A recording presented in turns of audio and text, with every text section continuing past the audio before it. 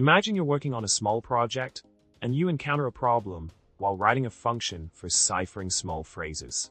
The issue arises when you want to store the initial phrase and its encrypted version in an object returned by the function. You currently use list to achieve this, but when you call the object, both the initial and encrypted phrases are displayed, which is not ideal for your needs. You're looking for a way to save the output in an object that only shows the initial word when called, with the option to display the encrypted version separately when needed. The solution to this problem involves creating a custom class with a custom print method. By modifying your existing function and defining a new print method for the custom class, you can control how the output is displayed.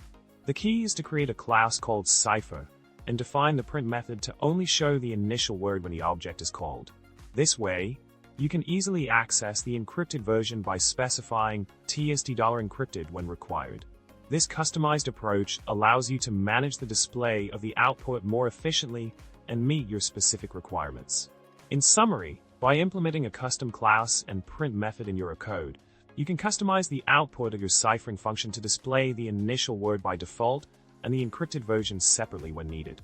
This tailored solution provides a more streamlined and user-friendly way to work with your ciphering function.